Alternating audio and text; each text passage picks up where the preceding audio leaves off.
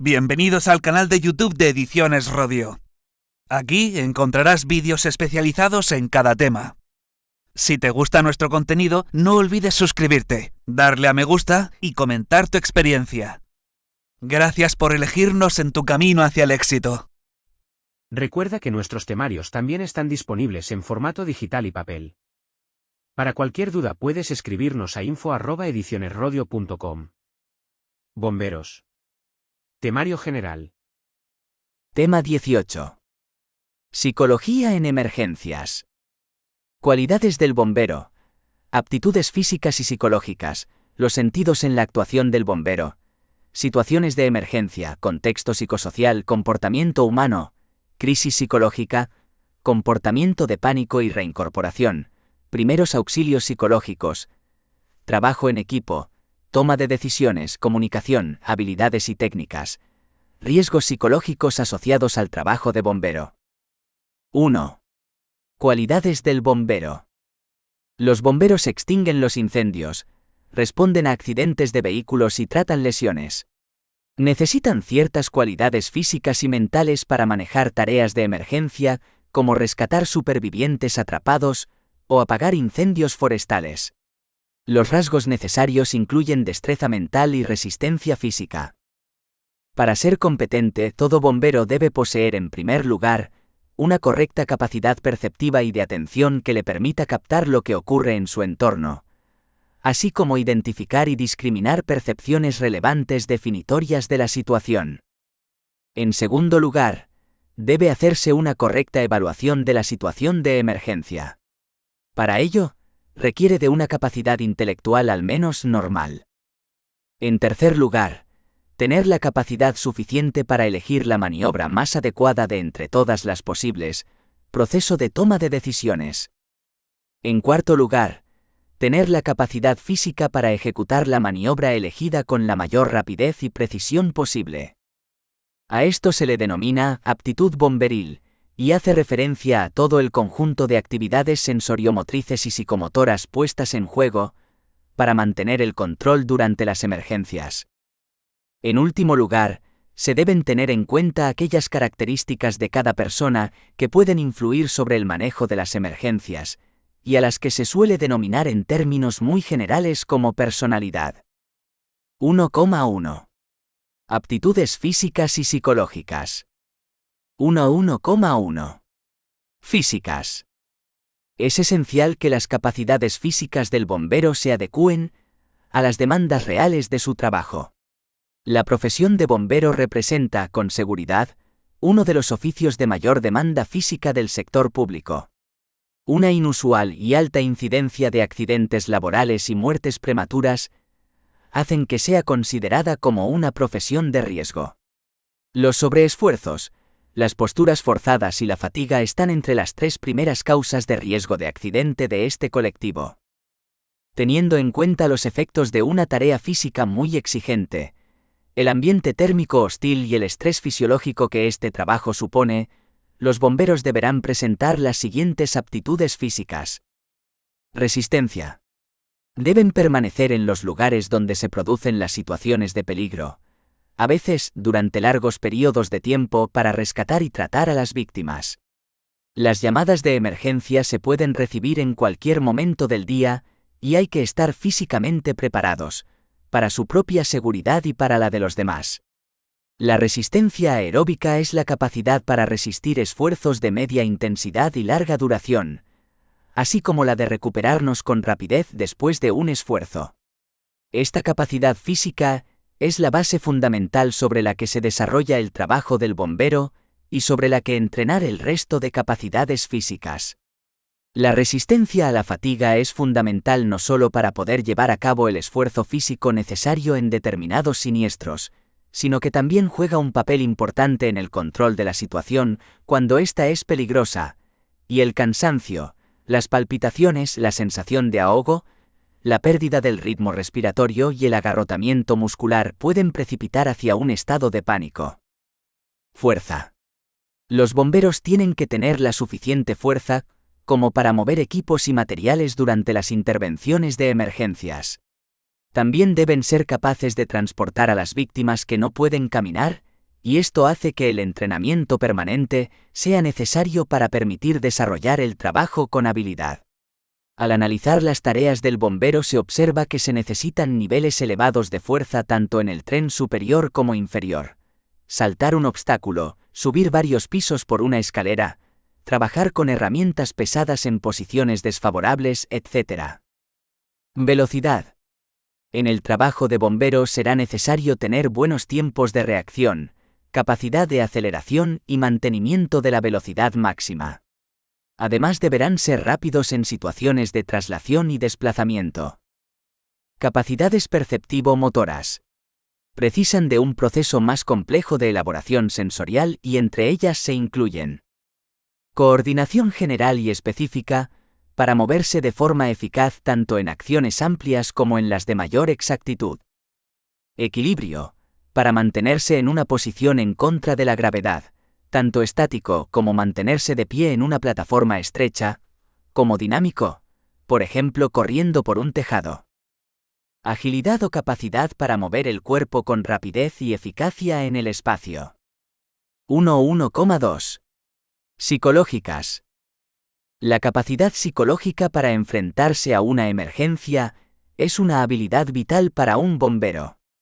Saber mantener el equilibrio antes, durante y después de una emergencia le permitirá obtener el máximo rendimiento de sus cualidades personales y profesionales. Destacan las siguientes aptitudes. Habilidades analíticas. Se refiere a la capacidad de razonamiento que los bomberos deben poseer para saber evaluar rápidamente las situaciones en las que tienen que intervenir y decidir qué hacer en cada momento. Han de saber comunicar cualquier hecho que entendamos que condiciona la intervención, ayudando al equipo que interviene y al mando responsable de tomar las decisiones acertadas y proporcionales. Pensamiento crítico. Está estrechamente ligado a las habilidades analíticas. Las cualidades de pensamiento crítico le permiten tomar decisiones rápidas en situaciones de emergencia. Evalúa la situación y decide sobre el mejor curso de acción para ayudar a las víctimas y garantizar su seguridad. También utiliza el pensamiento crítico para conocer el equipo correcto en cada momento según las circunstancias de los siniestros y sus constantes cambios durante el desarrollo de las tareas operativas para el control de las emergencias. Habilidades de comunicación. Hay que ser capaz de informar sobre la situación en una emergencia a los mandos y a los compañeros y a los grupos de respuesta ante emergencias que intervienen. Teniendo capacidad para saber concretar la información sobre lo que está pasando, su posible evolución y las correspondientes necesidades operativas. Habilidades interpersonales y liderazgo. Cuando trabajan en los lugares de emergencia, zonas donde existe un peligro real y concreto, los bomberos deben funcionar como equipos bien coordinados para reaccionar rápidamente y minimizar los riesgos. Momentos en los que resultan imprescindibles las habilidades interpersonales. El oficial de bomberos también debe tener habilidades de liderazgo para dirigir las actividades de su equipo y que se tomen las mejores medidas con el fin de eliminar todos los peligros. Aptitud mecánica y conocimiento técnico. Se debe tener un conocimiento completo y exhaustivo de todos los útiles y herramientas de que disponen. Este conocimiento tiene que ser interdisciplinar: física, química, mecánica, primeros auxilios, materiales, etc. Un conocimiento que junto con la destreza en el manejo de los útiles, equipos y herramientas, les aporte seguridad en aquellos momentos en que la tensión, la rapidez y la respuesta ante la emergencia es más exigente. Deben tener un conocimiento completo de todas las máquinas que se utilizan en el camión de bomberos o llevan sobre sus espaldas. El bombero monitorea los indicadores de presión de agua para asegurar suficientes flujos a través de mangueras para apagar los incendios. También deben conocer la administración de oxígeno para las personas que sufren de ventilación por el humo, así como el uso de máscaras de gas para tomar aire al entrar en edificios llenos de humo. Destreza. Cuando el fuego se ha apoderado de un edificio, los bomberos necesitan destreza física para combatir el incendio. El bombero debe ser capaz de llevar pesadas cargas de equipo de protección al subir escaleras, incluyendo mangueras de elevación, hachas y tanques de oxígeno. Hay que practicar a diario el manejo de los equipos, herramientas y útiles para alcanzar la suficiente destreza que permita realizar el trabajo sin error. También se necesita soltura en la orientación para poder moverse en los incendios donde no tengan referencia visual alguna, y son el resto de los sentidos los que marcan la ruta a seguir tanto para encontrar el fuego y apagarlo, como para salir de inmediato en caso necesario, ya sea rescatando una víctima o para garantizar su propia seguridad. Valor. A los bomberos se les exige saber hacer frente a las situaciones peligrosas cuando trabajan, valorando oportunamente para evitar riesgos y conductas temerarias. La valentía necesita evaluar la situación, estableciendo diferencias entre riesgo aparente, riesgo real, riesgo asumible o riesgo innecesario. Durante la exploración psicológica que se realiza en las fases de preparación de un bombero se evalúan una serie de aptitudes específicas a través de pruebas psicotécnicas, tales como inteligencia general, aptitudes verbales, aptitudes numéricas, razonamiento abstracto, capacidad de retención, memoria, aptitud administrativa, aptitud mecánica, comprensión de órdenes, atención discriminativa y resistencia a la fatiga intelectual. 1,2. Actitudes y personalidad. En el trabajo del bombero son fundamentales las siguientes actitudes: interés y dedicación total al trabajo. Lealtad a la institución, a sus jefes y a sus compañeros. Entrega a la capacitación y al entrenamiento. Confianza en uno mismo y respeto por los demás. Disposición para aceptar reconocimientos y críticas. Los rasgos de la personalidad más significativos y relevantes para el desempeño de la función de bombero A son: estabilidad emocional, autoconfianza, capacidad empática e interés por los demás, habilidades interpersonales, control adecuado de la impulsividad, ajuste personal y social, capacidad de adaptación a normas, capacidad de afrontamiento del estrés. Motivación por el trabajo de bombero A. Aparte de las características de la personalidad señaladas anteriormente, en las pruebas de acceso se explorarán también los siguientes aspectos: existencia de niveles disfuncionales de estrés o de trastornos del estado de ánimo, problemas de salud, consumo excesivo o de riesgo de alcohol u otros tóxicos, y grado de medicación y expectativas respecto de la función a realizar. Asimismo, deberá descartarse la existencia de síntomas o trastornos psicopatológicos y/o de personalidad. 1,3. Los sentidos en la actuación del bombero. En la extinción de un incendio, la vista, el olfato, el oído y el tacto mandan información que los bomberos deben procesar y correlacionar de manera rápida para determinar su acción. Una pared que se resquebraja se puede ver si hay visibilidad, pero también se puede oír o se pueda palpar. Los sentidos puestos en común y el conocimiento se anticipan a la acción. De este modo, parece condición primera tener sentido común y conocimientos antes que buena forma física. Aunque sin buena forma física, no se podría ejecutar la acción determinada por la consciencia y la intuición. Colores y placas pueden ser vistos a una considerable distancia. Oír un cambio en el sonido de una fuga de un gas presurizado les puede servir de aviso a un fallo del contenedor. El resto de los sentidos con buen sentido común les ayudarán en la detección de la presencia de peligros. Podemos decir que las personas evalúan, interpretan y comprenden la realidad externa e interna, mediante la interpretación de señales que emergen de los diferentes sentidos. A su vez, los bomberos resignificarán las emergencias para poder soportar el estar expuestos constantemente a situaciones muy dolorosas y traumáticas. 2. Situaciones de emergencia. En la actualidad, dadas las diversas situaciones de crisis, las respuestas ante servicios, emergencias y desastres a los que cotidianamente y ante toda adversidad se ven enfrentados los bomberos, se muestra la importancia de conocer las situaciones de emergencia y los recursos para intervenir en ellas, pudiendo obtener apoyo psicológico tanto para víctimas como intervinientes. 2,1. Conceptos.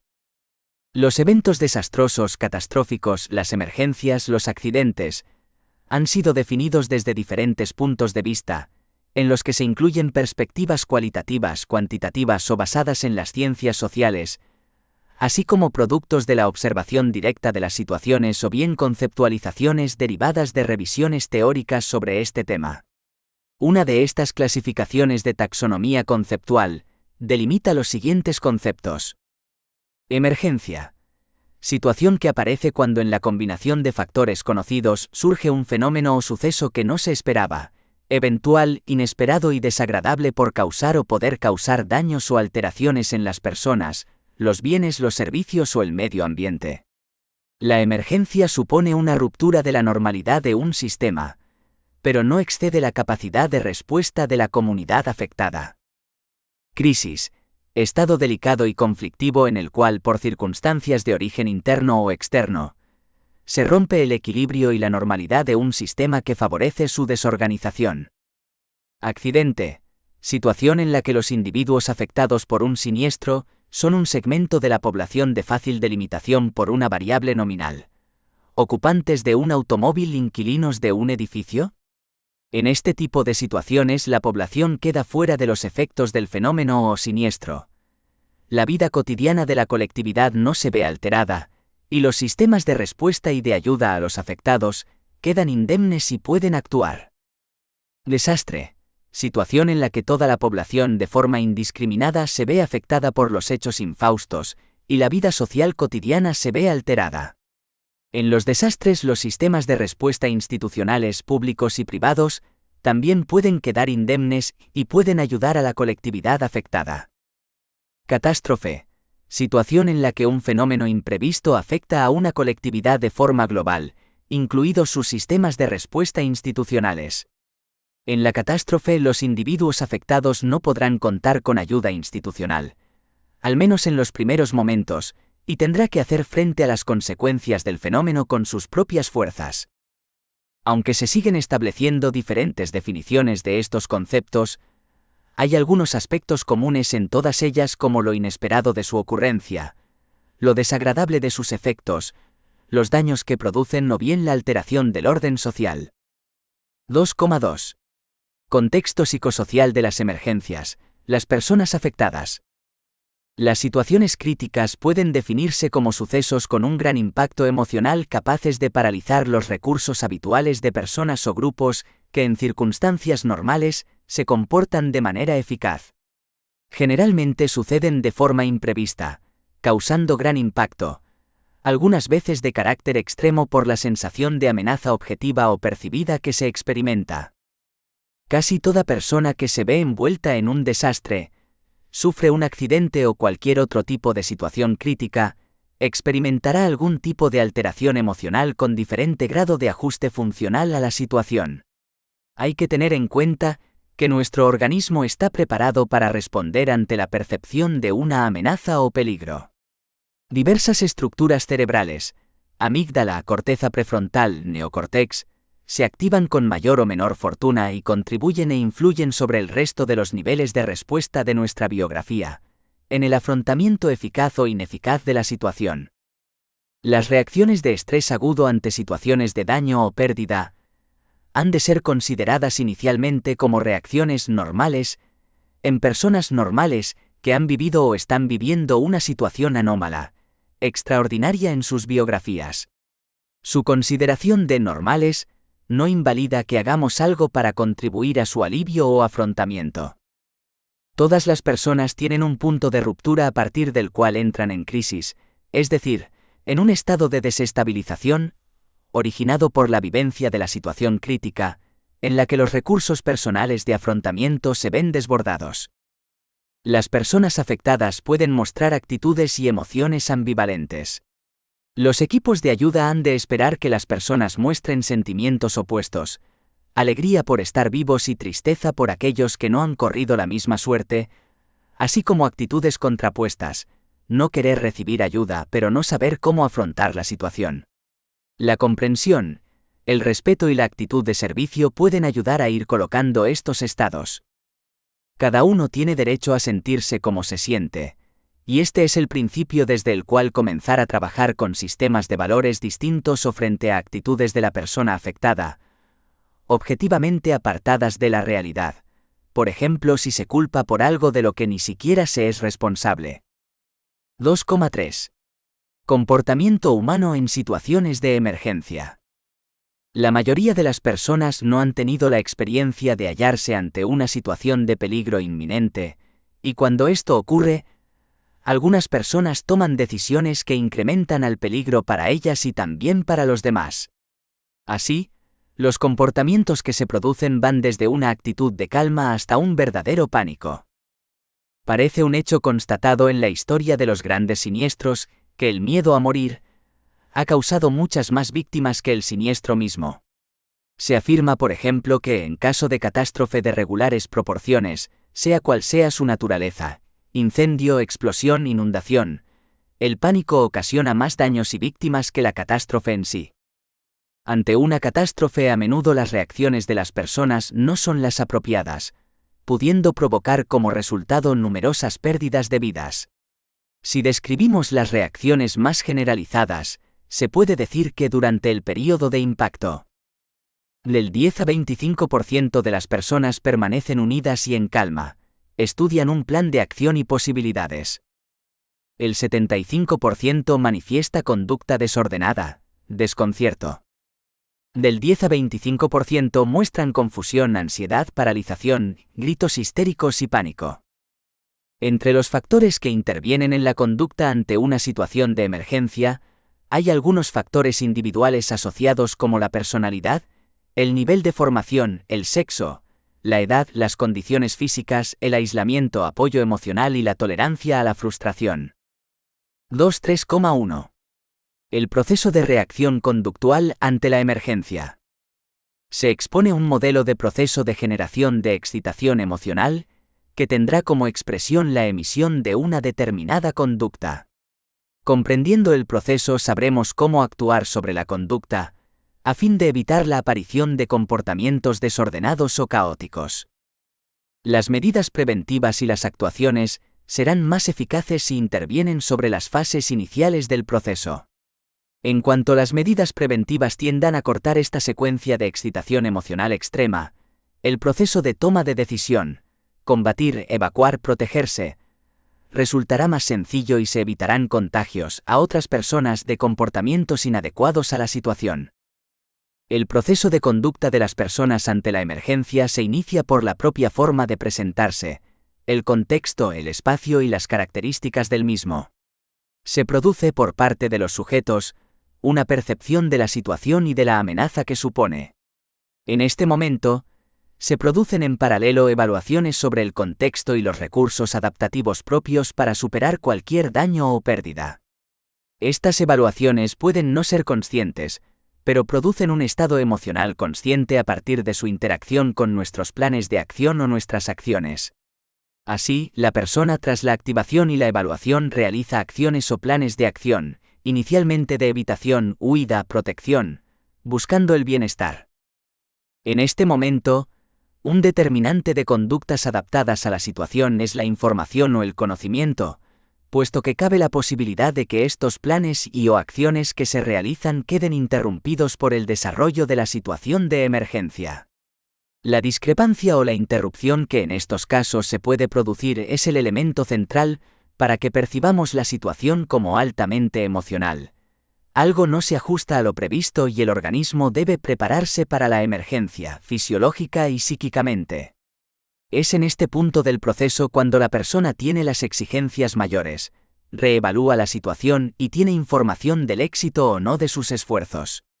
Si la interrupción no desaparece o no son posibles planes alternativos, se traducirá tras cambios en el sistema fisiológico y cognitivo en un estado de excitación emocional etiquetado de miedo, ansiedad, cólera, que por su naturaleza tiende a inhibir la capacidad de respuesta del individuo. Aquí la experiencia o entrenamiento previo juegan un papel fundamental para la adecuada resolución de la situación crítica. Por ello, el aprendizaje juega un papel importante, pues las experiencias previas del sujeto, sean reales, simbólicas, a través de información, o generadas y reforzadas por la opinión de terceras personas, influyen modulando la percepción de amenaza así como la reacción ante la misma. 2.3,2.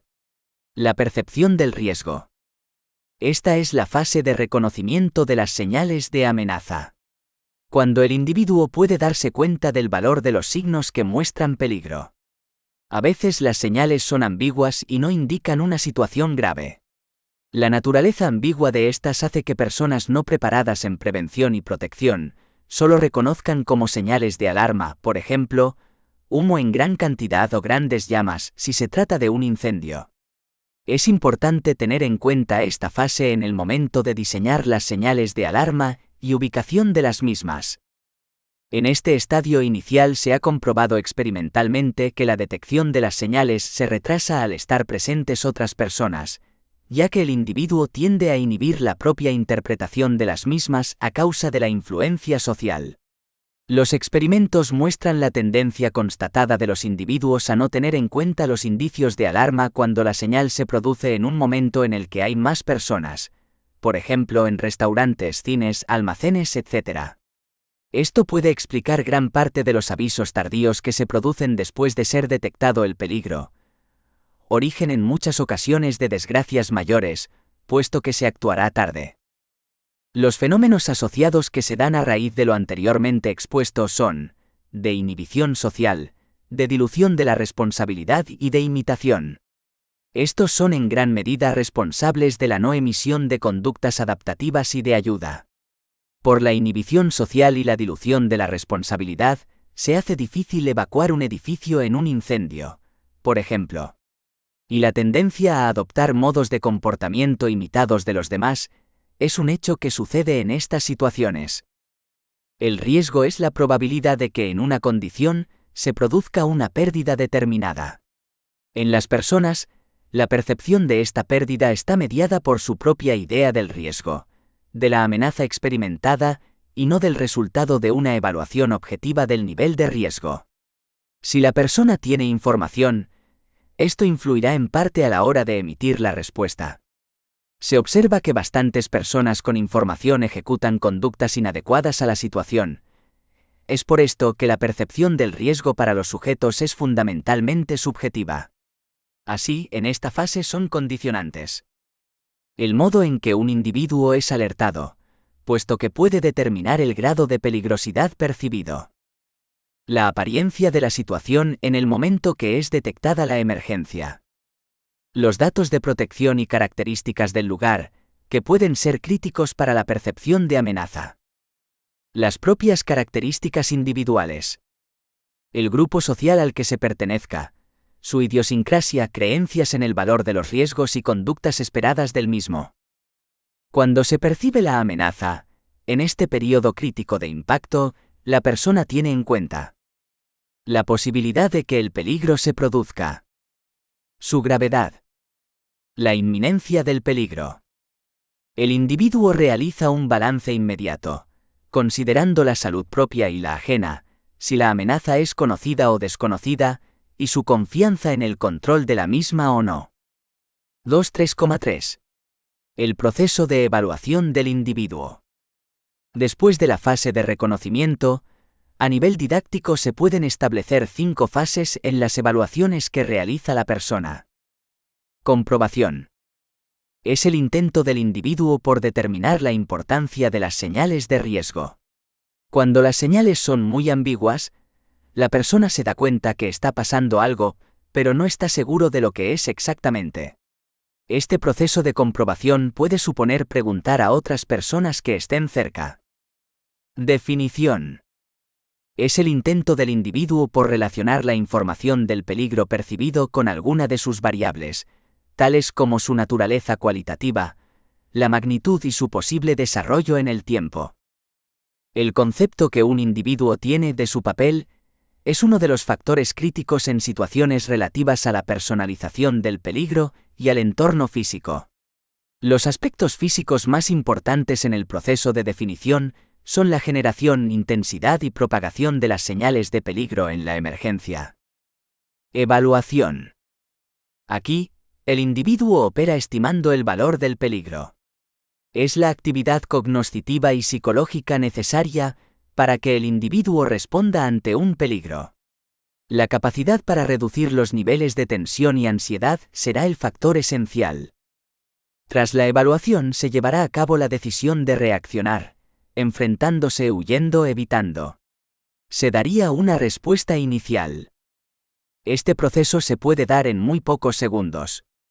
Algunos determinantes de este proceso son la información y variables del entorno físico, para que los individuos formulen planes de adaptación, evacuación y defensa. La situación del individuo con respecto a las medidas de evacuación. La conducta de los demás. Situación con respecto a los efectos producidos por el evento. En este período, la persona es especialmente sensible a las acciones y comunicaciones de los otros. Así, se pueden imitar posteriormente conductas no adaptativas de masa, competitivas, o conductas adaptativas y cooperativas, según la estructura de reconocimiento social de la situación. En este proceso, las influencias culturales de un individuo y el hecho de que asuma un papel concreto pueden ser factores importantes para la formulación de planes de autoprotección y evacuación. Se cree que el individuo que asume un papel concreto que no es nuevo, experimentará menos ansiedad y su respuesta será más adaptativa que la de otro que nunca ha asumido papeles de ese tipo. Compromiso. Aquí, el individuo pone en marcha los mecanismos para iniciar la respuesta. Ejecuta las acciones o planes de acción. Si la respuesta fracasa, se producirá una discrepancia o interrupción de los planes de acción. De inmediato se producirá una reevaluación de la situación con planes alternativos, que si se interrumpen jugará un papel esencial el estado emocional. Si la acción es un éxito, la ansiedad y tensión se reducen y el individuo se relaja, aunque la situación general de emergencia fuera ahora aún más grave. Reevaluación. Es el proceso que más tensiones desencadena en el individuo, debido al fallo de las acciones o planes anteriores. Las reacciones exigirán cada vez mayor esfuerzo, y la persona será menos selectiva en la elección de su respuesta. Si persiste la interrupción, el individuo se frustrará, con la consiguiente escalada de excitación emocional que le impedirá la probabilidad de elegir adecuadamente una acción apropiada a la situación. Aquí la motivación principal de la conducta será la reducción de esa tensión o emoción displacentera. Las conductas explícitas, cuando ya se percibe la amenaza como algo que sobrepasa su nivel de adaptación, pueden ser frenéticas, de completa inmovilidad y psicológicamente caóticas. 2.3,4. Emoción y conducta en situaciones de emergencia. Durante este proceso de percepción y evaluación, se produce paralelamente la vivencia a nivel emocional de la situación por parte del sujeto. En estos casos, veremos cómo se puede llegar a un grado de excitación emocional que inhabilita a las personas para tomar decisiones y ejecutar conductas de forma adecuada. En los animales, toda amenaza da lugar a un programa biológico establecido. Son reacciones innatas, filogenéticamente antiguas y que van desde el reflejo de hacerse el muerto a la tempestad de movimientos, pasando por reacciones complejas de defensa, protección y evitación. En el hombre el problema es más complejo. Uno de los componentes menos estudiados está relacionado con la orientación, que obliga al ser humano a prestar atención a lo que le está sucediendo y a explorar su reacción global. Esto va a producir distintas conductas: acercamiento, ataque, huida, evitación. Se dan dos connotaciones importantes: que el hombre aprende de hechos pasados y por eso tiene capacidad de prever peligros. El hombre es capaz de analizar sus reacciones, lo que está ocurriendo en el momento determinado ante los peligros exteriores o esas amenazas internas mal dibujadas, ansiedad, miedo, lo cual le va a llevar de algún modo a controlar mejor su respuesta general, recibiéndola entonces disminuida de intensidad. El aumento y la disminución de la ansiedad en estas situaciones tienen mucho que ver con la elaboración individual de la información que a ese sujeto le llega. Las condiciones son impuestas por la emisión de esas señales de temor y por la recepción de las mismas. Por ejemplo, una persona aprensiva tiende a incrementar todas las sensaciones que percibe, ya que existe un plus de miedos e inseguridades que matizan negativamente todo el procesamiento de la información que recibe y que se concreta en la hipertrofia global de la respuesta. Cada día reconocemos mejor los estímulos atemorizantes. Cuando estos tienen gran intensidad, producen una excitación emocional fuerte que puede bloquear el procesamiento de información, surtiendo a la larga poco efecto. Por el contrario, los estímulos suaves ligeros producen más efecto. Esto puede parecer contradictorio, pero la explicación es que el estímulo menor permite que la información sea procesada y utilizada intelectualmente. Parece clara su importancia y la utilización para las fases de alerta o alarma, a la hora de determinar cómo proceder. Igualmente para las fases siguientes de la emergencia. La excitación característica producida por una situación de emergencia es etiquetada emocionalmente como el miedo, ansiedad, pánico, fobia. Entre estas emociones hay una estrecha cercanía que se recorre como un camino de ida y vuelta. De este modo, la gama de reacciones ante estas emociones puede ser de gran diversidad, desde la huida a las conductas de evitación, pasando por la búsqueda de protección, agresividad, depresión, etc.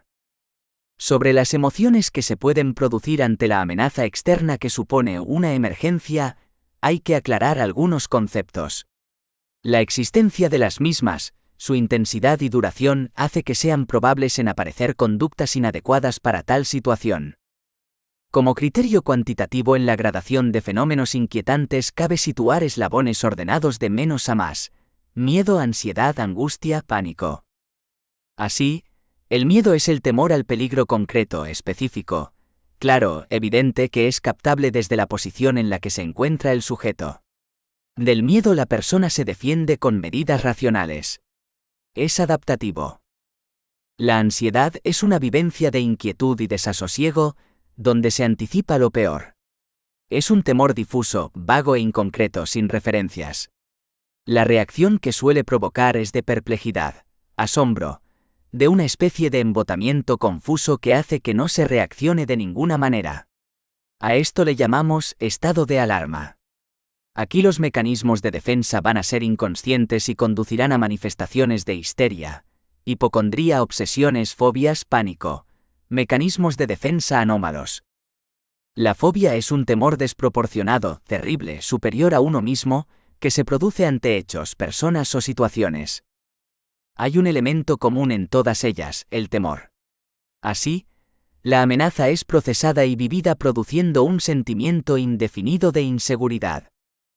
Llegados al punto, por la discrepancia ya comentada y la excitación emocional concomitante, diremos que la ansiedad que se genera en principio es exógena, estado de amenaza inquietante producido por los estímulos exteriores que se dan en la situación crítica.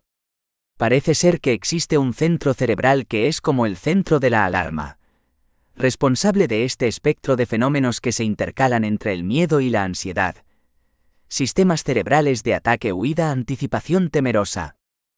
Hay por tanto desencadenantes externos que pueden ser objetivados con evidencia y desencadenantes internos constituidos por recuerdos, ideas, pensamientos, fantasías personales, que actúan como estímulos y que deben y pueden ser controlados. Por eso es difícil predecir cuándo va a ponerse en marcha un ataque de pánico, por ejemplo. El impacto de la emoción en esta situación distorsiona la respuesta del sujeto, fisiológica, conductual, cognitiva y asertiva. Gran parte de la población, 20% aproximadamente, por ejemplo, padece ya inicialmente de ansiedad. De todas formas, no todas las señales de peligro alcanzan un determinado nivel de conciencia como para llegar a ella. Para que esto se produzca, es necesario que se den con suficiente intensidad y duración en el tiempo. La mayor parte de las personas no piensan, ante un acontecimiento inhabitual como es una emergencia, ¿qué harían si se vieran envueltas en el mismo? Hay que tener en cuenta que el primer comportamiento se produce antes de que llegue el personal especializado, y ese momento es el más crucial para el salvamento de vidas. Resulta crítico para el individuo y los otros. Las primeras reacciones están en función de distintas variables. Forma en la que se da cuenta de la emergencia. Grado de gravedad supuesto. Grado de conocimiento del lugar. Grado de entrenamiento. Tipo o categoría del espacio. Existencia de salidas de socorro. Presencia de otras personas. Experiencia anterior. Desprendimiento y extensión de humo, gases. Características individuales, edad, sexo. Se han constatado diferencias significativas en las primeras acciones. Incluso parece que en culturas o países distintos, estas primeras reacciones pueden ser diferentes en la sucesión de las mismas. En general, se pueden agrupar estas acciones en evacuación, salir del lugar y evacuar a otras personas. Combatir el suceso. Alarma, aviso, ir a ver qué pasa. Prevenir a los demás. Reunirse con otras personas, puntos de convergencia. Finalmente, se podría resumir en fases la actuación de los afectados, desde el punto de vista individual. Así, ante una situación crítica se presentan dos tipos de comportamientos inadaptados. De conmoción, inhibición, estupor. El sujeto está inundado de emociones y estímulos y se ve incapaz de reaccionar ante la situación. Se queda como paralizado. De agitación. El sujeto sufre tal excitación estimular que su sistema nervioso se dispara, con las correlativas reacciones fisiológicas y cognitivas, de forma que le es muy difícil controlarse. 2,4. Crisis psicológica. Estado de desorganización mental producido por el impacto de una situación, evento crítico, que altera la vida y sobrepasa la capacidad habitual de las personas para solucionar problemas. Es un periodo limitado de desequilibrio psicológico, precipitado por un cambio súbito y significativo en la situación vital del individuo. Se expresa en síntomas y signos particulares que en otro contexto pueden ser indicadores de trastornos mentales, pero que en situaciones de crisis son vistos como normales ante situaciones anormales. Este cambio da lugar a la necesidad de ajustes internos y al uso de los mecanismos de adaptación que rebasan temporalmente la capacidad del individuo. 2,4,1. Reacciones específicas. Cognitivas. Dificultad para pensar. Falta de concentración. Déficit atencional. Dificultad para tomar decisiones. Dificultad para focalizar, tendencia a la dispersión. Déficit de memoria. Amnesia disociativa. Emocionales. Angustia. Tristeza. Rabia. Miedo. Impotencia. Labilidad emocional. Aplanamiento afectivo. Desconexión emocional. Conductuales. Impulsividad. Llanto. Agresividad. Negación o minimización. Evitación. Huida. Paralización. 2,4,2. Fases. Fase inicial o de impacto shock. Se da la respuesta de alarma, shock y contrashock pueden aparecer respuestas disociativas. Limitada capacidad de pensamiento o acción. Pérdida del sentido del tiempo. Reacciones comportamentales. Pánico, pérdida de control. Apatía. Hiperactividad o hipoactividad. Fase de reacción o crisis. Presencia de sentimientos fuertes, miedo intenso, culpabilidad, pena. Estrategias inadecuadas de afrontamiento, represión, aislamiento, reacciones infantiles. Fase de reorientación, resiliencia. Es la capacidad de los seres vivos para sobreponerse a períodos de dolor emocional y situaciones adversas. Cuando un sujeto o grupo es capaz de hacerlo, se dice que tiene una resiliencia adecuada, y puede sobreponerse a contratiempos o incluso resultar fortalecido por estos. Se ha observado que las personas mayoritariamente afrontamos y superamos los incidentes críticos. 2,5. El perfil humano en los incendios.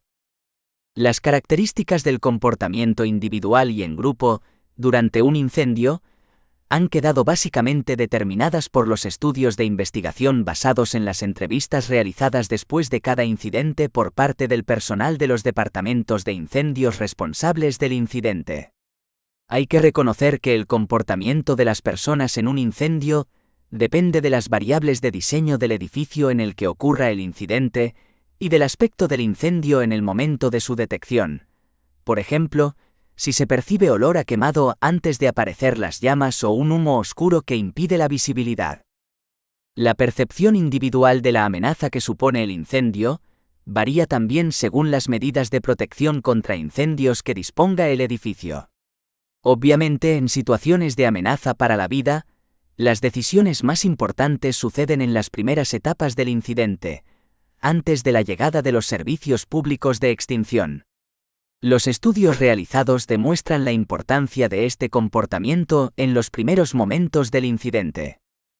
A través de los estudios de investigación, se ha comprobado que el período comprendido entre la detección del incendio y la llegada de los servicios de extinción es el más importante para la vida de las personas situadas en el área de contacto directo con el recinto donde se ha iniciado el incidente.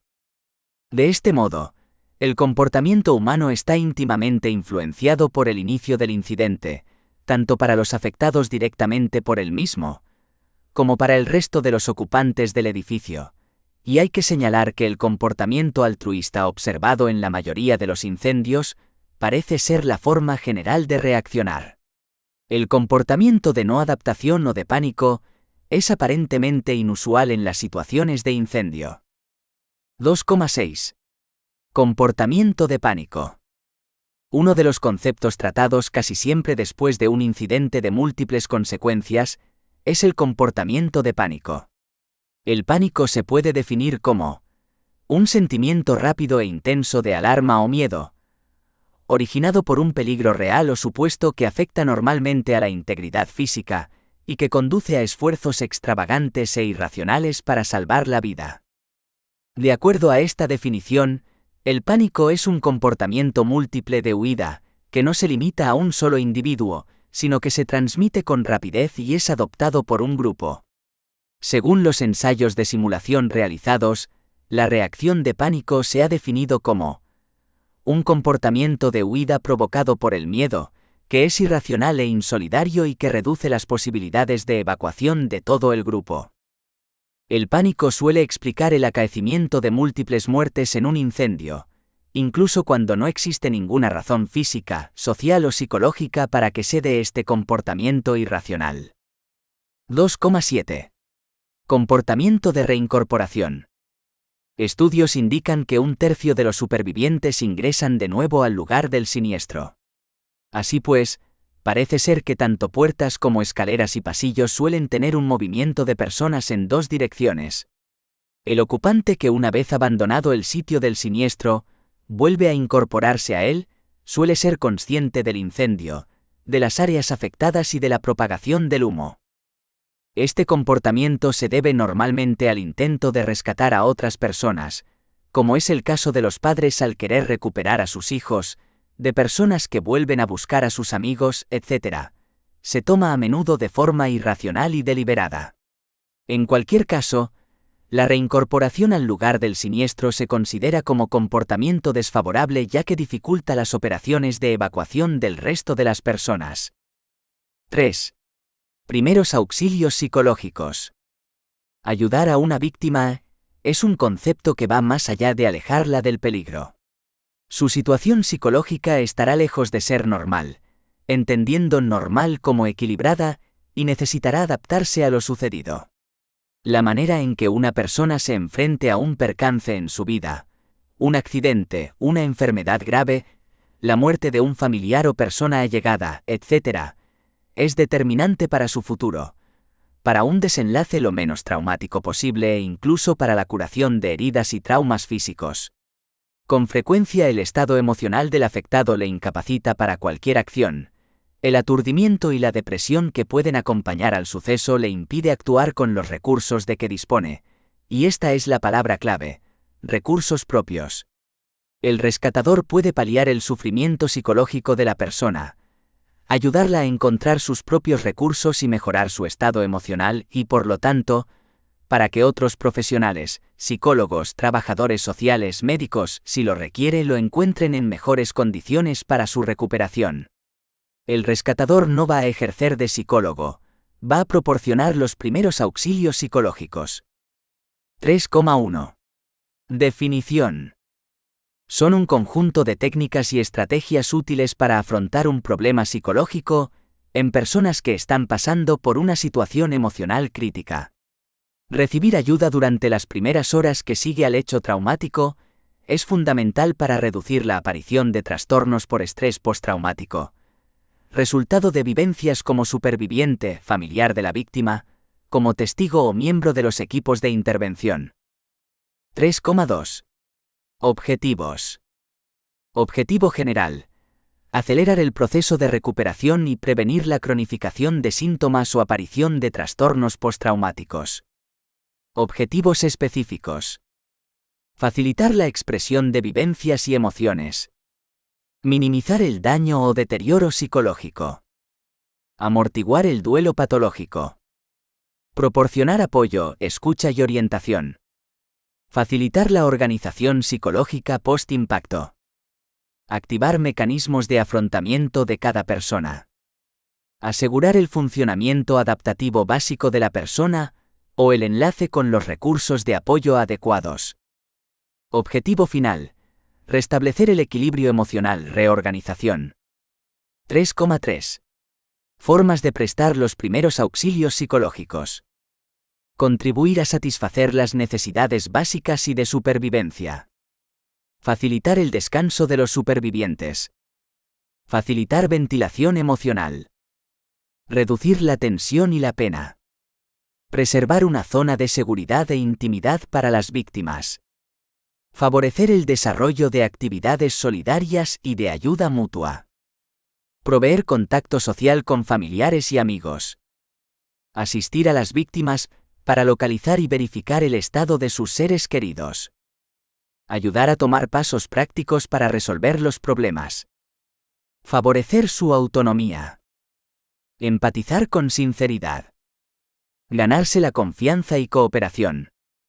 Ser realista, objetivo y honesto. Favorecer la dignidad y favorecer la confianza. Enfatizar las cualidades y fortalezas. Actitud de aceptar incondicionalmente a la persona. Realizar preguntas saludables y eficaces. Solicitar retroalimentación. Retirarse y rotar si la situación supera al profesional. 3,4. Principios generales. Hablar en tono normal, sereno y mirándole a los ojos. Evitar comentarios inadecuados. ¿Cuánto tarda la ambulancia? Proporcionar necesidades básicas sanitarias. Escuchar activamente. Mostrarse cercano a la persona. Dar información e instrucción si estamos seguros. Favorecer el desahogo emocional. No juzgar ni minimizar. Intentar disminuir las reacciones excesivas como respirar más despacio. Atender sus dudas con objetividad y ofrecer alternativas. Mensajes verbales tranquilizadores. Animar a que exprese su estado emocional, miedos, preocupaciones, deseos. Si está gritando, le haremos preguntas ya que al obligarle a responder disminuiremos las posibilidades de que siga gritando. Ofrecer información que transmita seguridad.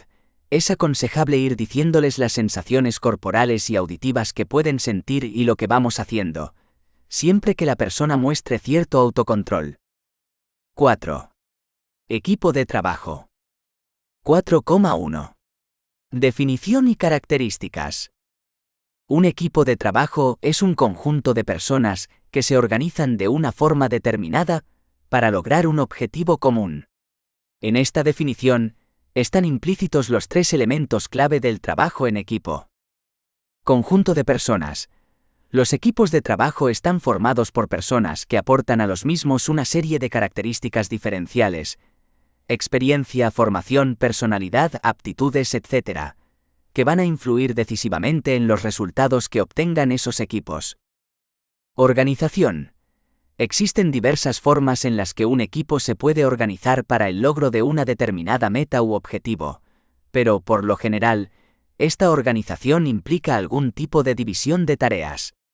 Esto supone que cada miembro del equipo realiza una serie de tareas de modo independiente, pero es responsable del total de los resultados del equipo. Objetivo común.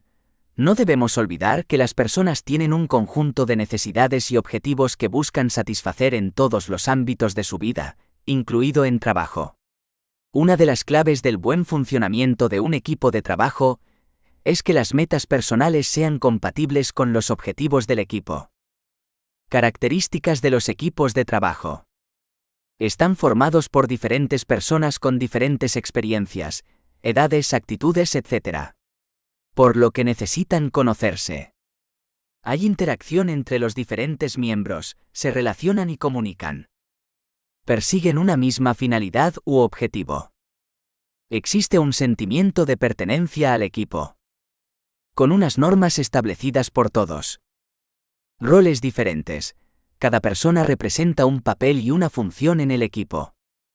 El rol que la persona tiene dentro de un equipo de trabajo es un rol funcional asignado a la tarea que desempeña en relación con los otros miembros del equipo. En un equipo de trabajo, cada persona se hace cargo de una parte diferente del trabajo total, y cada una de ellas asume la responsabilidad por el éxito del conjunto. Las normas son vínculos de unión de los roles.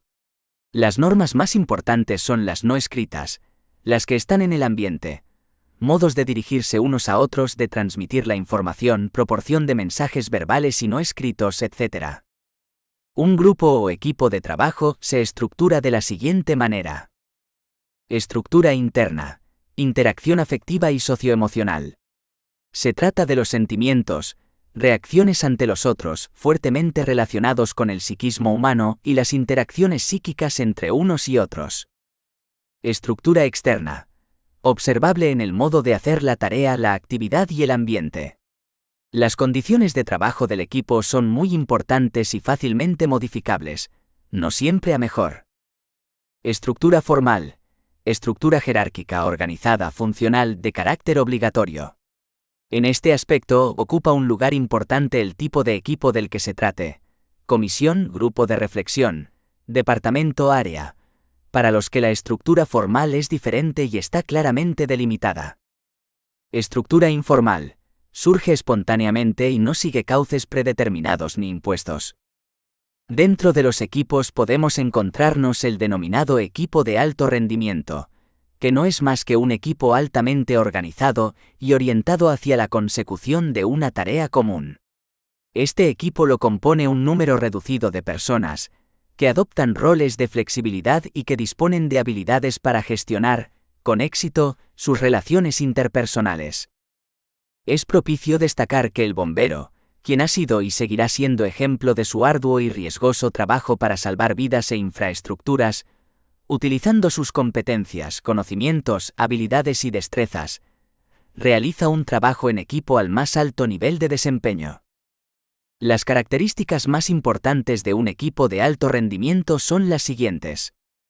La existencia de metas claras y explícitas. Coherencia entre las metas y los fines. Sistemas de reconocimiento del trabajo bien hecho. Considerable grado de autonomía. Estabilidad en el tiempo. Integración expresa de dicho equipo en la estructura organizativa. Un líder o jefe de equipo tiene que llevar adelante las siguientes tareas para hacer de su grupo un equipo eficaz. Comenzar. Alguien debe dar el primer paso, dar la orden de salida, realizar la pregunta o la afirmación que permita iniciar una dinámica colaboradora. Conseguir información. Todos los miembros de un equipo deben buscar la información necesaria para realizar adecuadamente las tareas. Los que tienen más experiencia y conocimientos deben ayudar a los más nuevos e inexperimentados. Dar información. El jefe de equipo por su nivel puede contar con más información que debe compartir en gran parte o en su totalidad con el resto de los miembros del equipo. Los distintos componentes del equipo deben informar de sus conocimientos, opiniones, preferencias, preocupaciones, miedos, esperanzas. El conocimiento es poder cuando se comparte. Clarificar. Las informaciones o los datos reunidos puede que no estén suficientemente claros. Desde el jefe de equipo hasta el último componente del mismo se esforzarán por ganar claridad en las ideas. La técnica de preguntas puede ser un buen camino para llegar a la claridad. Elaborar. Analizar los datos reunidos, esquematizarlos, clasificarlos, prever las consecuencias. Llegar a una decisión a través de las aportaciones de los miembros de un equipo. Debatir, pensar, generar opciones. Tener un sistema para llegar a las decisiones en el que todos estén de acuerdo. Resumir. Un equipo necesita saber hasta dónde ha llegado, dónde está y cómo debe ponerse en marcha y acelerar o abandonar si es preciso. 4,2. Dimensiones de un grupo eficaz. La eficacia de un grupo puede radicar en el cumplimiento de 7 puntos imprescindibles para un desarrollo exitoso en el logro de sus objetivos. Intercomunicación. Objetividad en su funcionamiento. Todos los miembros son responsables. Buena cohesión. Utilizar la capacidad creativa de todos. Detectar y controlar etapas. Integrar. Intercomunicación. Deberá haber una fluidez en la comunicación entre todos los miembros de una organización, ya sea en el plano vertical u horizontal, entre subordinados o con los superiores y viceversa. Ya hemos visto que la falta de comunicación es el origen de la mayoría de los problemas que pueden surgir dentro del grupo. Objetividad en su funcionamiento. Para lograr el éxito, no se debe distraer la mirada acerca de lo que verdaderamente conduce al bien común, aun a pesar de un detrimento del éxito personal.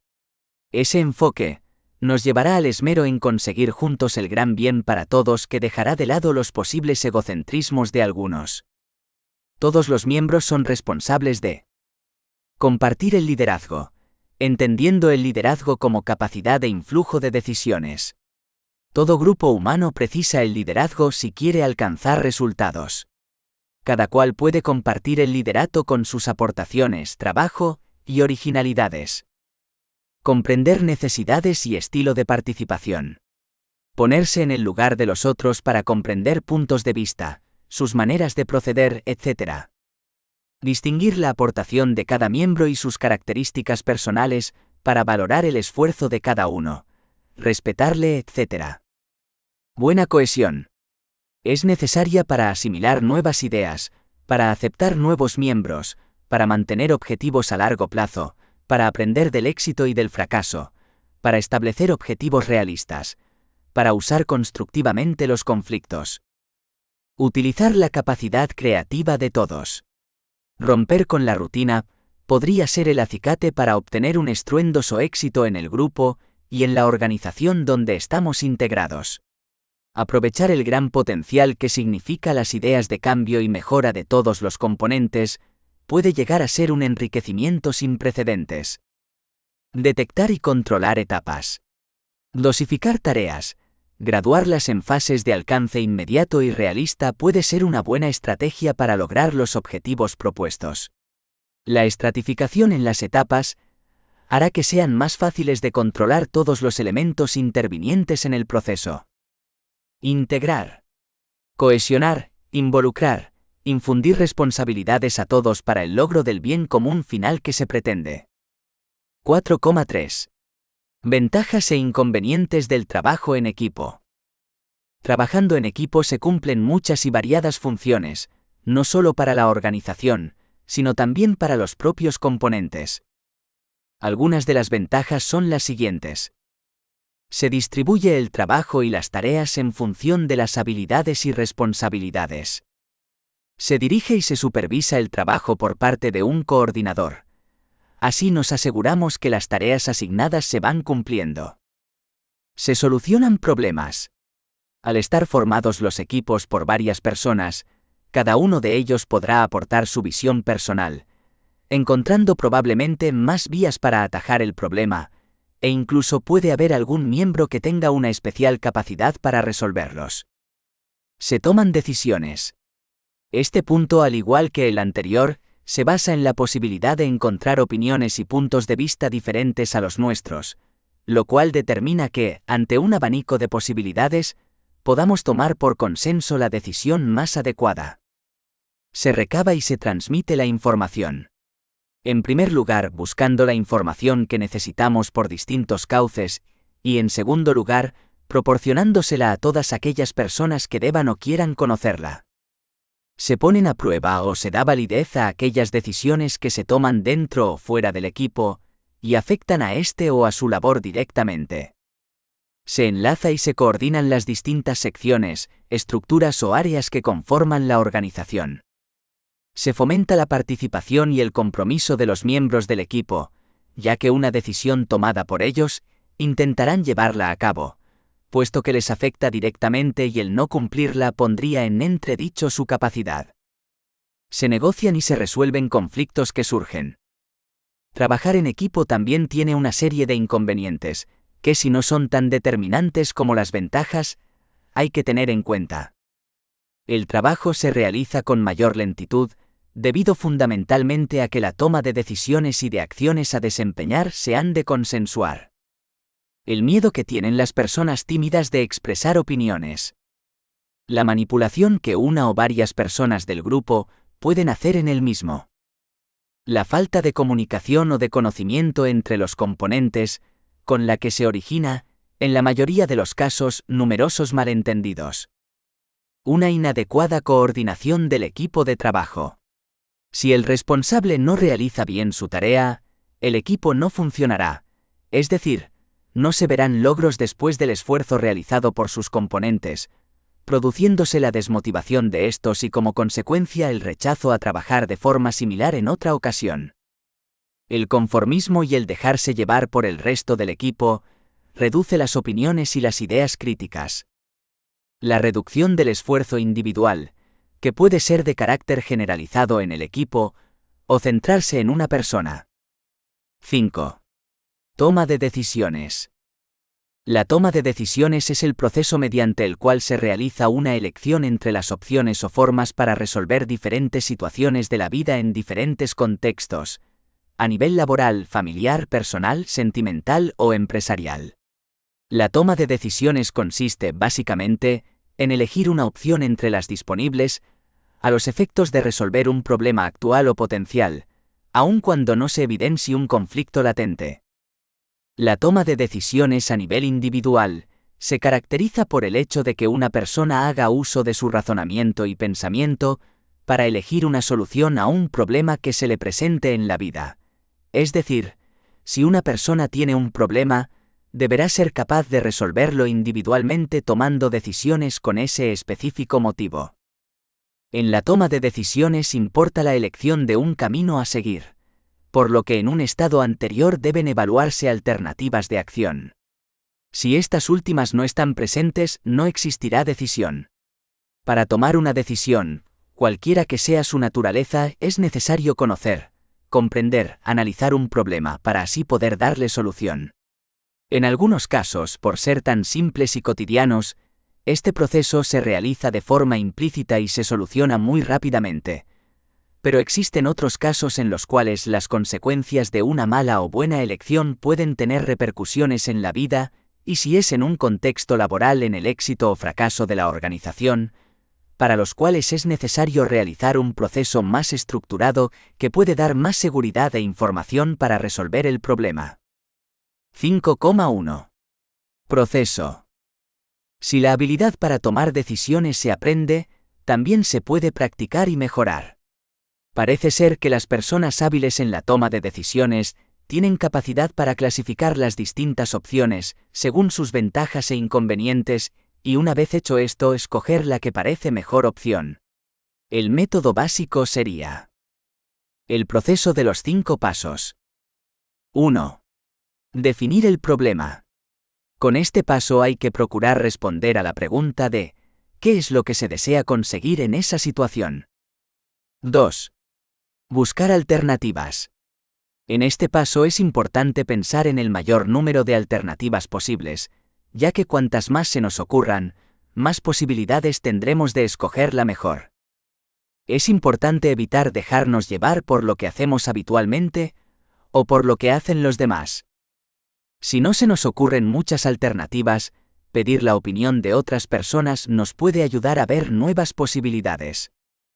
3. Valorar las consecuencias de cada alternativa.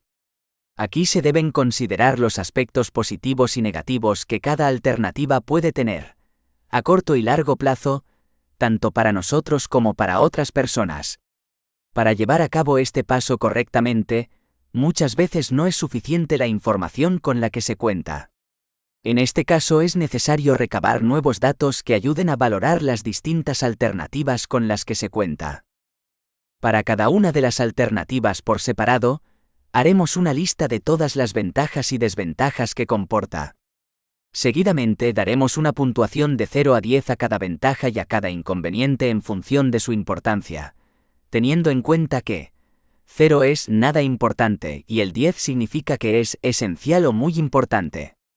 Finalmente, una vez puntuada cada ventaja y cada inconveniente en esa escala, se suman los números dados a todas las ventajas por un lado y todos los inconvenientes por otro. Si el resultado es positivo es que tiene más ventajas o estas son más importantes que los inconvenientes. 4. Elegir la mejor alternativa posible. Una vez que se ha pensado en las alternativas disponibles y en las consecuencias de cada una de ellas, habrá que escoger la más positiva o adecuada. Una vez que se han valorado las distintas alternativas, hay que compararlas entre sí, escoger la que más nos satisfaga. Como normal general, aquella que tenga más ventajas que inconvenientes, o si utilizamos el procedimiento matemático, aquella alternativa que tiene el número positivo más alto. A veces la mejor alternativa no es ninguna de las propuestas, sino que surge como combinación de varias de ellas. 5. Aplicar la alternativa escogida y comprobar si los resultados son satisfactorios. Una vez elegida, deberemos responsabilizarnos de la decisión tomada y ponerla en práctica. Además, debemos preocuparnos por evaluar los resultados, con lo que podremos cambiar aquellos aspectos de la situación que todavía no son satisfactorios y además, podremos aprender de nuestra experiencia. 5,2. Toma de decisiones en situaciones de emergencia. Bomberos. Toda una serie de acontecimientos influyen positiva o negativamente sobre el decisor, y la mayoría de ellos pueden mejorarse con entrenamiento. Los determinantes personales de la situación son: la percepción de la situación. Sin identificación no se dan atribuciones a los acontecimientos. Quizás se tenga miedo en una determinada situación en la que no se sepa lo que está ocurriendo, pero entonces será miedo a lo desconocido. Cuando una persona percibe algo, esto significa que lo ha identificado, es decir, que le atribuye a toda una serie de aspectos positivos o negativos, y esto dependerá de la historia personal, y por lo tanto de la memoria, y la memoria individual producirá sensaciones positivas o negativas, dependiendo de las circunstancias en las que se memorizó el acontecimiento. Por ejemplo, un individuo tendrá sensaciones positivas junto al mar a condición de que sus experiencias junto a él hayan sido agradables. Le gusta nadar, le fascina por sus historias, etc. O por el contrario, podrán ser negativas si ha experimentado alguna situación peligrosa.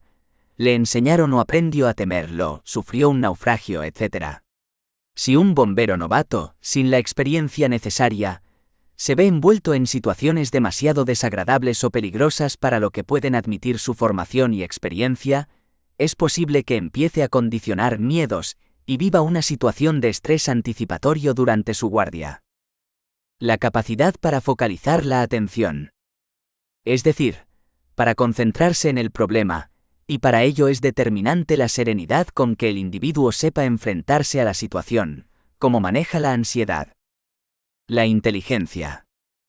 Sin duda, la capacidad para procesar información y establecer alternativas dependerá de un factor general de inteligencia, pero también aquí podemos hacer algo, introduciendo nuevos conocimientos o ampliando los que ya posee, para facilitar ese procesamiento y selección de alternativas, y entrenamiento para ejecutar bien la acción de seleccionar.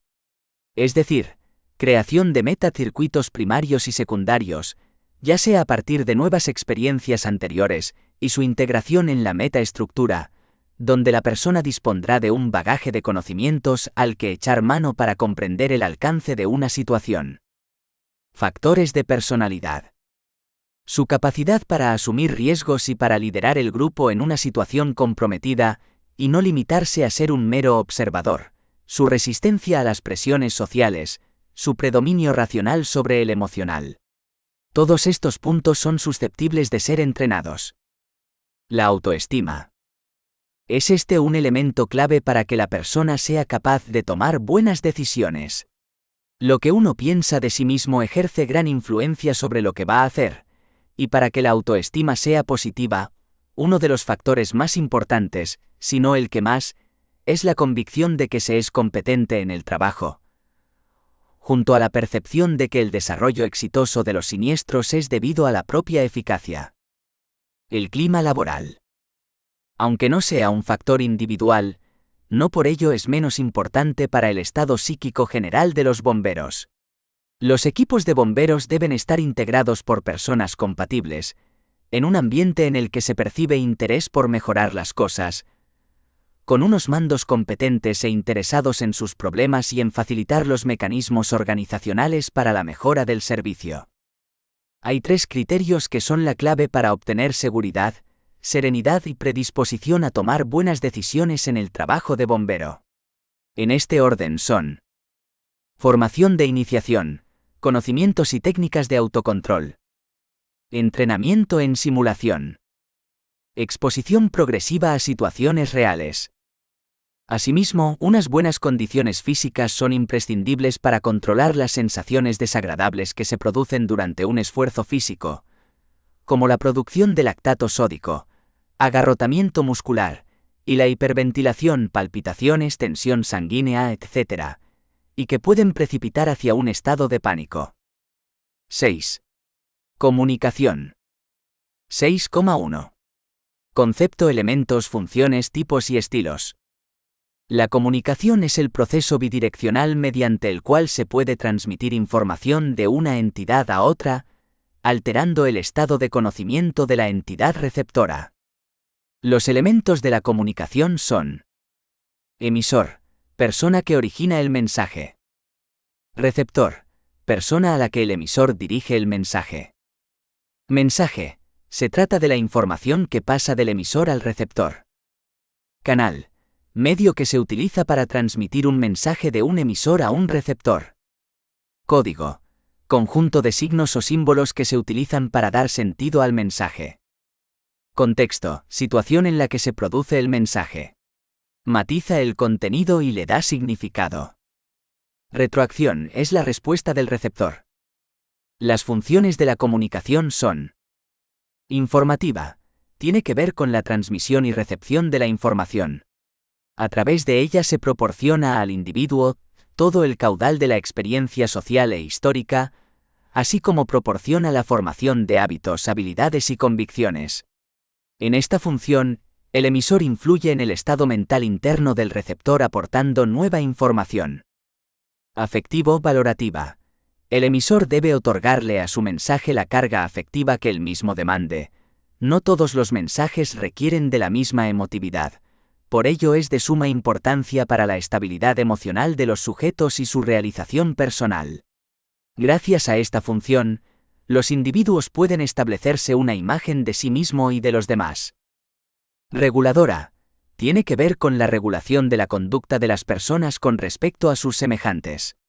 De la capacidad autorreguladora y del individuo, depende el éxito o fracaso del acto comunicativo. Ejemplo: una crítica permite conocer la valoración que los demás tienen de nosotros mismos, pero es necesario asimilarse, proceder en dependencia de ella y cambiar la actitud en lo sucedido.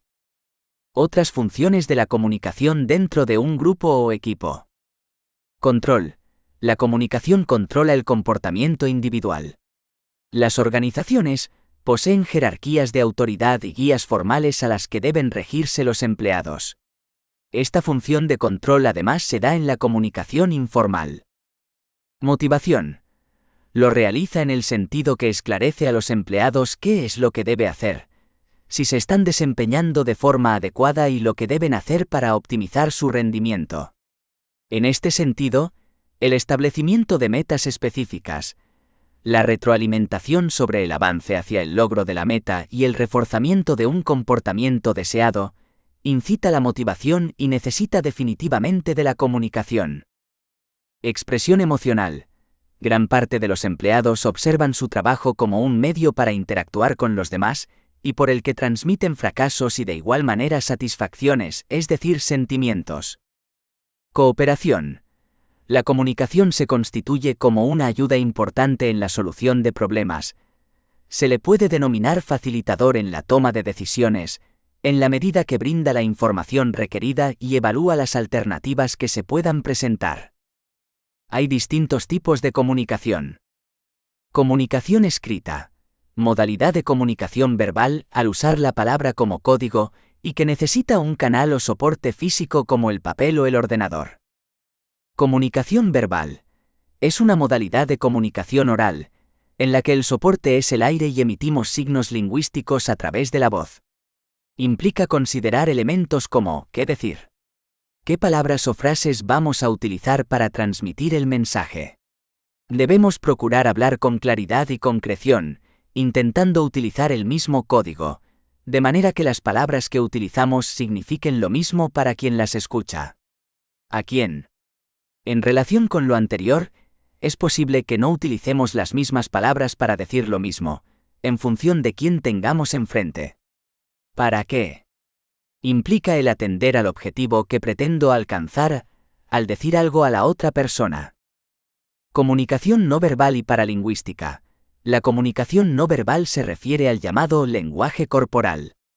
Tan importante como el mensaje hablado, son toda una serie de componentes no verbales que resaltan, complementan, sustituyen o incluso contradicen el mensaje verbal.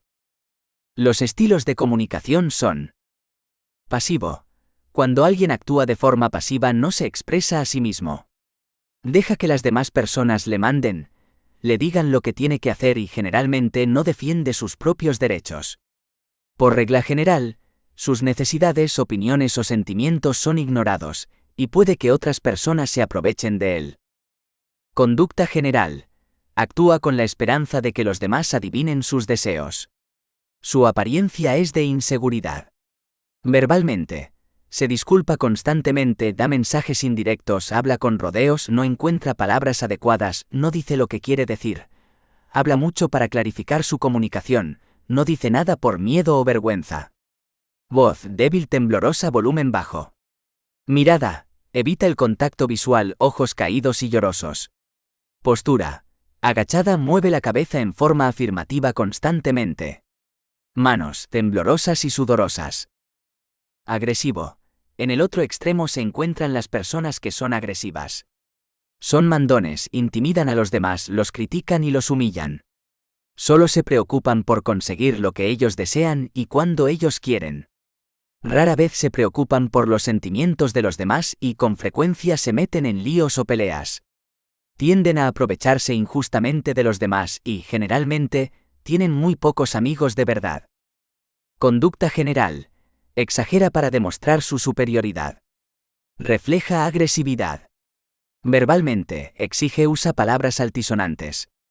Hace acusaciones, impone su opinión, se comunica a base de mandatos, habla mucho para no ser contrariado y llamar la atención. Se sobreestima, habla solamente de sí mismo.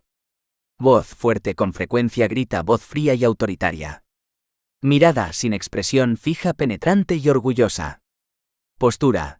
Rígida, desafiante y soberbia. Manos. Usa el dedo acusatorio, movimientos rechazantes o aprobatorios. Por lo tanto, queda claro que tanto el comportamiento social pasivo como el agresivo no son la mejor forma de relacionarse con los demás.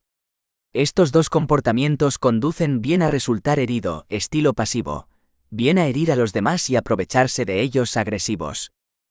Asertivo. La asertividad se refiere a comportarse tal y como uno es. Es decir, ser asertivo significa dejar que los demás sepan lo que sientes y piensas de una forma que no les ofenda, pero que al mismo tiempo te permita expresarte.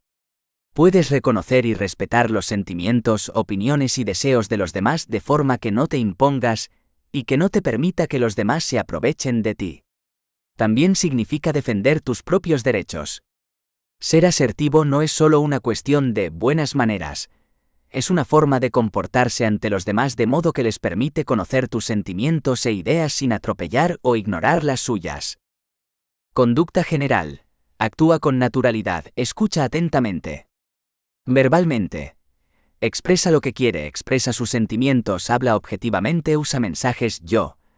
Habla cuando tiene algo que decir, habla bien de sí mismo si es necesario o conveniente. Su comunicación es directa. Voz firme, calurosa, relajada, bien modulada. Mirada. Mira a los ojos, mirada franca, ojos expresivos. Postura. Bien balanceada, relajada y tranquila. Manos. Movimientos relajados, naturales y acogedores. 6,2. Comunicación en situaciones de emergencia.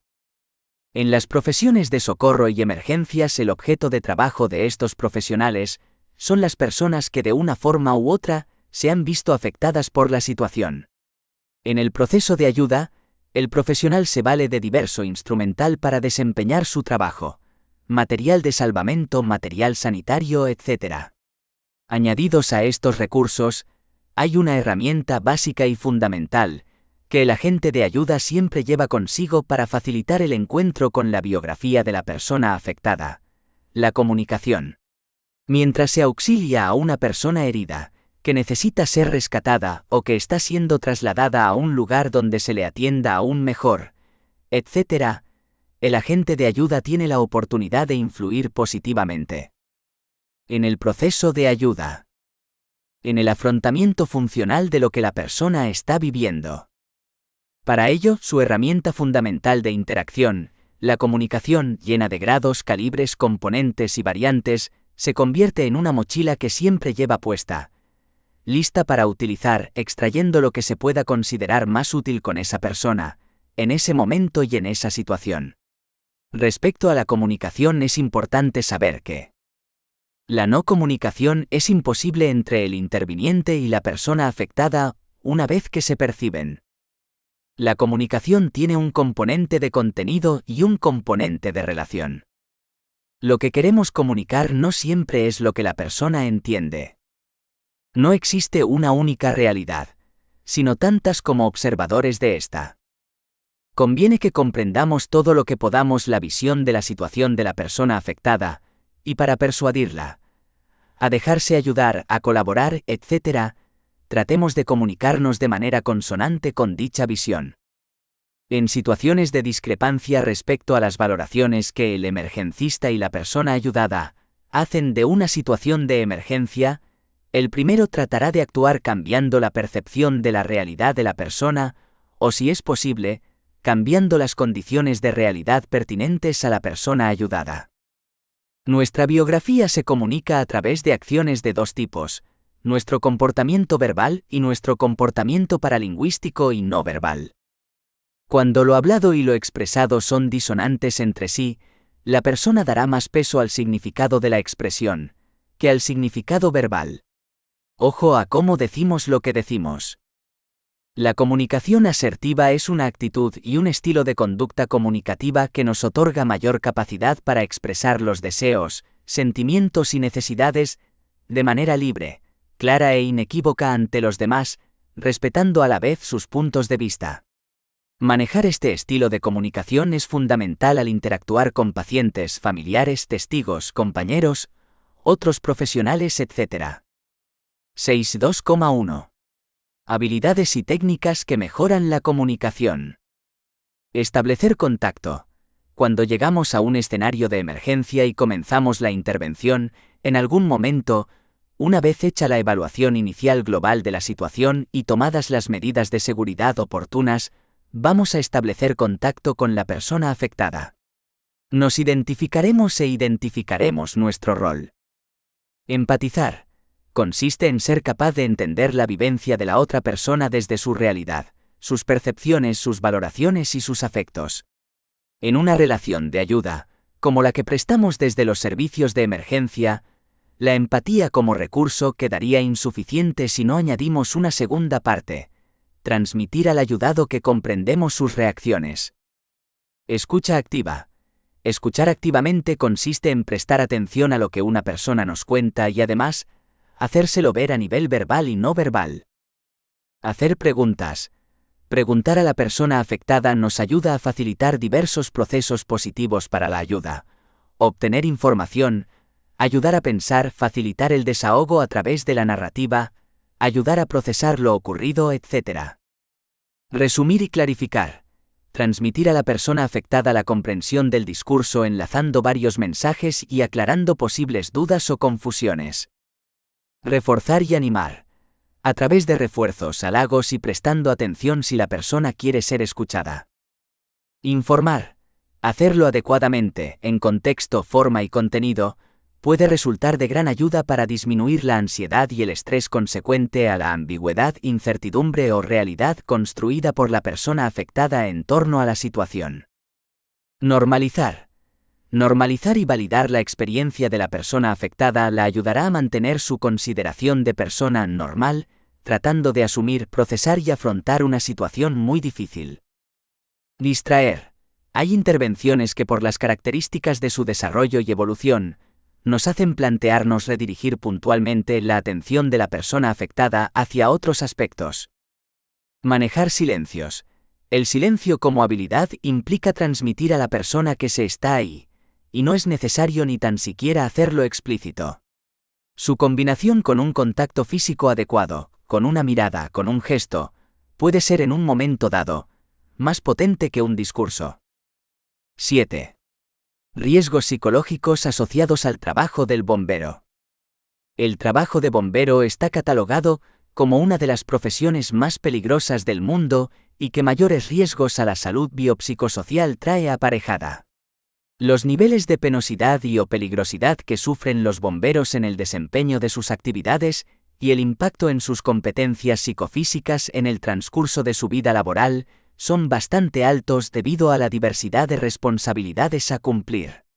Desde la extinción de incendios urbanos y forestales, hasta salvamentos y rescates en accidentes de vehículos, ascensores, montañas, áreas confinadas y o colapsadas en ríos, mares, lagunas y otras actuaciones como la atención en emergencias con materiales peligrosos, el talado de árboles, rescate de animales, control masivo de abejas e insectos, acciones de prevención, divulgativas, etc. Las posibilidades de afectación al bombero en la realización de su trabajo son amplias, por lo que pueden surgir patologías a nivel somático, psicológico, laboral, social y familiar. El personal que trabaja en profesiones relacionadas con las situaciones de crisis, emergencia y o catástrofes, puede verse expuesto en una semana a más situaciones de estrés agudo de las que vive una persona de media en toda su existencia. 7,1. El estrés, tipos y consecuencias. Podemos decir que el estrés es la respuesta de un organismo a presiones externas o internas, y que tiene una repercusión a nivel físico, emocional y mental. Es útil y necesario para la vida. El estrés es una falta de ajuste entre las personas y su entorno, y que puede darse por una sobrecarga cualitativa, donde la persona no posee habilidades o conocimientos para hacer frente a la situación que se le presenta, o bien por una sobrecarga cuantitativa, donde la persona sabe cómo enfrentarse a la situación pero la cantidad de trabajo, o bien el poco tiempo de que dispone la desborda. Tipos de estrés. Estrés adaptativo es la reacción normal. El organismo se adapta para una situación de cambio. Estrés agudo. Es la reacción del organismo ante un impacto fuerte e intenso que incluso puede tener consecuencias en la vida de la persona. Estrés agudo acumulativo. Es el que se produce por la exposición a más de una situación de impacto de intensidad alta para la persona. Estrés crónico. Es el producido por la acumulación de exposición a diferentes situaciones estresantes que pueden provenir de diversos ámbitos. Consecuencias a nivel fisiológico. Dolor precordial o sensación de opresión en el pecho, taquicardias o arritmias injustificadas, hipertensión, disminución en las defensas del organismo, facilitando la aparición de catarros, cuadros alérgicos o asmáticos, etc. Dolores cervicales y de espalda, jaquecas, diarreas e incluso úlceras. Emocional. Irritabilidad, desánimo, apatía, suspicacia, frustración, ansiedad. Cognitivo. Ideas irracionales, escasa flexibilidad, culpabilización de los usuarios o el sistema, problemas de memoria. Comportamental. Interacciones agresivas, desentendimiento, aislamiento. Social profesional. Baja satisfacción laboral, aumento del absentismo laboral, propensión al abandono del puesto de trabajo, baja implicación laboral, aumento de conflictos interpersonales con compañeros, familia y allegados. 7,2. El estrés postraumático. El EPT es un fenómeno que se puede presentar después de una experiencia muy perturbadora, que afecte a la misma persona o que únicamente la haya presenciado. La reacción normal después de un desastre es inmovilidad inmediata por aturdimiento, apatía y depresión, acompañada por irritabilidad agresiva y frecuentemente dolor por las pérdidas que pudiera haber. Estas situaciones se intensifican con un EPT.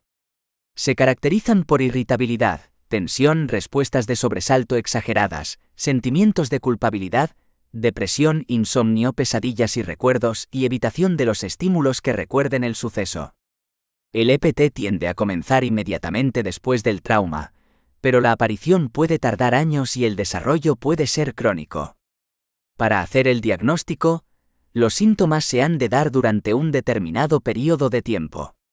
Si estos síntomas desaparecen a lo largo del tiempo y no interfieren en su vida laboral y personal, entonces se consideran respuestas normales. No obstante, hay que diferenciar. Si perduran entre 2 días y un mes, se califica como trastorno de estrés agudo. Si la duración es superior al mes, entonces ya se hace el diagnóstico de EPT. Un miembro de equipos de rescate tiene más posibilidades de hacer frente a experiencias muy perturbadoras que la mayoría de las personas, pero eso no significa que tenga más predisposición para desarrollar un EPT. De hecho, si las cosas se hacen como cabe esperar, ocurre lo contrario. Una vez más, la formación, el entrenamiento y la experiencia progresiva ayudan a superar situaciones muy traumáticas para las personas no habituadas. 7,3. El estrés por incidente crítico. Los incidentes críticos constituyen eventos con un gran impacto emocional capaces de afectar los recursos de afrontamiento habituales de personas o grupos, incluidos los profesionales de emergencia, que en circunstancias normales se comportan de manera eficaz o al menos sin verse tan afectados. La mayoría de los profesionales de emergencia, a lo largo de nuestra carrera, vamos a intervenir en alguna situación de alto impacto psicológico. Algunos experimentaremos reacciones de estrés por incidente crítico, que afortunadamente, en la mayor parte de los casos, evolucionarán hacia una recuperación del equilibrio en cuestión de horas o días. En cualquier caso, debemos asumir que nuestra profesión de emergencista nos sitúa en un grupo de riesgo de desestabilización y padecimiento de estrés por incidente crítico, que como hemos dicho en la mayoría de los casos, será puntual. No obstante, las investigaciones nos dicen que como emergencistas, si no resolvemos y afrontamos apropiadamente este estado, el estrés por incidente puede evolucionar negativamente y hacernos padecer desórdenes psicológicos. Entre otros podemos destacar ataques de pánico, alteraciones en el estado de ánimo, depresiones, trastornos disociativos, abuso del consumo de sustancias nocivas o trastorno de estrés postraumático. Este último, por ejemplo, se ha comprobado que en profesiones de emergencia es mayor que en la población general. Se suele emplear la técnica de desahogo psicológico, debriefing, durante las 48 horas tras la catástrofe, cuyo objetivo es minimizar el sufrimiento psicológico innecesario. Actualmente, numerosas investigaciones están valorando su eficacia. Sus objetivos son: expresar sentimientos, reorganización cognitiva, disminuir el nivel de tensión y la sensación de tener síntomas anormales, movilizar recursos dentro y fuera del grupo para fomentar la cohesión, identificar necesidades mayores. Si se ha desencadenado el síndrome de burnout, presencia de una respuesta prolongada de estrés en el organismo ante los factores estresantes emocionales e interpersonales que se presentan en el trabajo, que incluye fatiga crónica, ineficacia y negación de lo ocurrido, se requiere una atención más especializada. Para ello se utiliza un modelo de intervención de varios componentes. Su finalidad es mejorar los recursos para afrontar eficazmente estresores y potenciar la percepción de control y autoeficacia. Las técnicas más utilizadas son: inoculación de estrés, reestructuración cognitiva, centrarse en las creencias erróneas y desadaptativas, incremento de la autoestima, relajación y respiración profunda, habilidades sociales y hábitos de vida saludables, comida, sueño, práctica de actividades de ocio. 7,4. Técnicas para controlar el estrés. Desde hace años, los psicólogos aplican una serie de procedimientos para disminuir, controlar, eliminar o adaptar a las personas o a determinados colectivos profesionales al estrés. En muchos casos no se trata de una aplicación terapéutica sino de una acción preventiva. Así se ha aplicado a colectivos de maestros, policías, personal sanitario, atletas. Los colectivos de bomberos, grupos de rescate, policías, personal sanitario, etc., tendrían en estas técnicas un poderoso aliado para aprender a adaptarse y hacer frente a los acontecimientos habituales en su profesión. En este sentido, el rescatador que no se prepare psicológicamente a lo que se puede enfrentar, puede tener consecuencias para sí y para su entorno, familia, amigos, trabajo. Algunas de estas consecuencias negativas pueden ser bajada de la autoestima, conductas de adicción, enfermedades psicosomáticas, deterioro en sus relaciones sociolaborales, neurosis, etc. Técnicas de relajación. Se basan en que, al conseguir relajar voluntariamente todos los músculos del cuerpo o una parte de ellos, la actividad cortical perderá activación, disminuyendo las descargas de determinadas hormonas y neurotransmisores, principalmente adrenalina, y asimismo una reducción de la actividad cognitiva, en especial la más ligada a estados y respuestas emocionales. Algunas de estas técnicas son relajación progresiva de Jacobson, control de la respiración, entrenamiento autógeno, yoga, meditación, etc. Pueden ayudar a bajar el nivel de activación tras un período de estrés, también a entrenar para soportar mejor dichas situaciones, manteniendo un nivel de activación adecuado para facilitar la toma de decisiones. Asimismo, es beneficioso para cualquier persona relajarse ocasionalmente a lo largo de una jornada. Autorregulación. Es una técnica de control por la cual una persona aprende a condicionar a voluntad determinados estados mentales. Relajación, euforia, felicidad, capacidad de afrontamiento, etc. Se basa en el fenómeno denominado recuerdo sensorial, por el cual un determinado recuerdo o una sensación se hacen patentes ante un determinado estímulo. Por ejemplo, todos recordamos haber sentido una determinada emoción, o incluso un olor o sabor, al reconocer una melodía o una fotografía del pasado. El estado emocional aparece porque el estímulo que ha disparado el recuerdo, la melodía, se asoció a la sensación o a la emoción. Se puede llegar a controlar a voluntad la aparición de algún estado psíquico positivo, seguridad, control de la situación, capacidad de afrontamiento, etc. Inoculación al estrés. Es un plan de adiestramiento que incluye varias técnicas, como la relajación, reestructuración cognitiva, entrenamiento en resolución de problemas y autoinstrucciones. El término inoculación es análogo al utilizado en medicina contra ciertas enfermedades biológicas, en el sentido de inmunizar contra el estrés. Se propone suscitar anticuerpos psicológicos, o habilidades de afrontamiento, y reforzar la resistencia mediante la exposición a estímulos que sean lo bastante fuertes para generar defensas, pero no tanto como para que las venzan. 8. Bibliografía. Gutiérrez, L. 2002. La presencia de psicólogos ya se considera como un recurso humano más en una gestión eficaz de la catástrofe. En Revista Protección Civil, Dirección General de Protección Civil de España. N. grado 14, diciembre. España. Fernández Millán, J.M. 2005. Apoyo psicológico en situaciones de emergencia, edit. Psicología pirámide. García Izquierdo, M. 1999. Psicología del trabajo y de las organizaciones, edit. DM. Parada Torres, E. 2008. Psicología y emergencia. Habilidades psicológicas en las profesiones de socorro y emergencia. Edit. Desclé de BROUWR. Fidalgo Vega, M. 1993. La conducta humana ante situaciones de emergencia. Análisis de proceso en la conducta individual. Centro Nacional de Condiciones de Trabajo. Lorente Gironella, F. 2008. Asistencia psicológica a víctimas. Psicología para bomberos profesionales de la emergencia. Edit. Aran. Baloyan y Chiae Cornejo C. Paverini C. 2007. Intervención psicosocial en situaciones de emergencia y desastres. Guía para el primer apoyo psicológico. Edit. Onemi.